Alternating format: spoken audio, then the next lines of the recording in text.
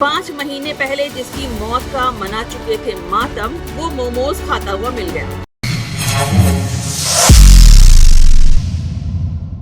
बिहार के नवगछिया का रहने वाला जो शख्स 5 महीने पहले लापता हो गया था, घर वाले जिसकी मौत का मातम मना चुके थे, वो साले को नोएडा में मोमोज खाता दिखाई दिया। बिहार के सुल्तानगंज के गनगनिया का ये किस्सा आपको हैरान कर देगा, क्योंकि जो परिवार अपने परिजन की मौत का मातम मना चुका था, वो 5 महीने बाद नोएडा में मोमोज खाते हुए दिखाई दिया।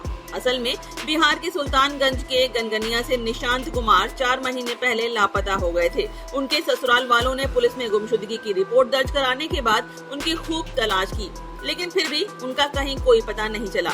यहाँ तक कि निशांत के परिवार और उनके ससुराल वालों के रिश्तों में भी खटास आ गई और एक दूसरे पर लांछन तक लगाने लगे।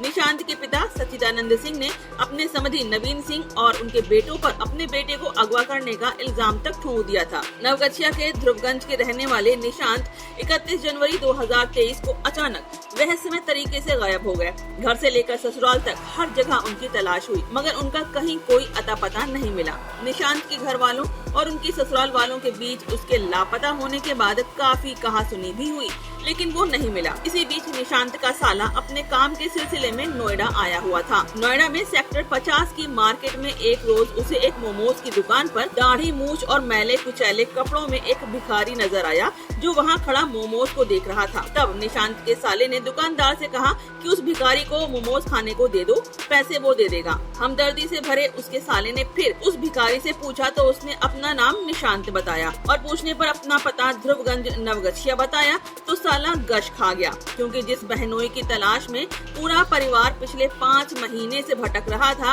यहाँ तक कि घर के तमाम लोग मान चुके थे कि निशांत की मौत हो चुकी है और उसके घर में मातम भी मनाया जा चुका था, वो बहनोई तो नोएडा में मोमोज खाता दिखाई पड़ा। असल में इस दौरान निशांत का चेहरा और शरीर काफी बदल गया था। वो बेहद दुबला पतला और बीमार सा दिखने लगा था, जबकि उसकी दाढ़ी मूछ की वजह से उसके चेहरे की झलक भी बदल गई थी। निशांत की पहचान होने के बाद उसके साले ने उसके मिलने की सूचना घर वालों को दी। इतना ही नहीं, साले ने अपने जीजा की तस्वीर भी अपने मोबाइल से खींच ली थी, जिसे उसने घर वालों को दिखाया। इसके बाद सेक्टर 113 की बीट पुलिस पर फोन करके पुलिस कंट्रोल रूम को इत्तला दी और फिर पूरी कहानी सुना दी। तब पुलिस निशांत को पकड़कर थाने ले गई। पुलिस ने इस मामले में जब दरियाफ्त किया तो उसे मामला सही लगा। तब तमाम औपचारिकताओं के बाद निशांत को उसके साले के हवाले कर दिया गया। बताया जा रहा है कि निशांत जिस वक्त मिला उसकी मानसिक हालत बेहद कमजोर थी और वो शारीरिक तौर पर भी दुर्बल हो चुका था। पुलिस के मुताबिक निशांत को वहां की पुलिस ने 15 दिनों से भीख मांगकर खाते हुए और आवारा घूमते हुए देखा था। निशांत के मिलने के बाद उसके साले ने नोएडा में रहने वाले अपने परिचितों के साथ मिलकर निशांत को लेकर भागलपुर रवाना हो गए। पता चला है कि निशांत की शादी 27 अप्रैल 2022 को पल्लवी से हुई थी।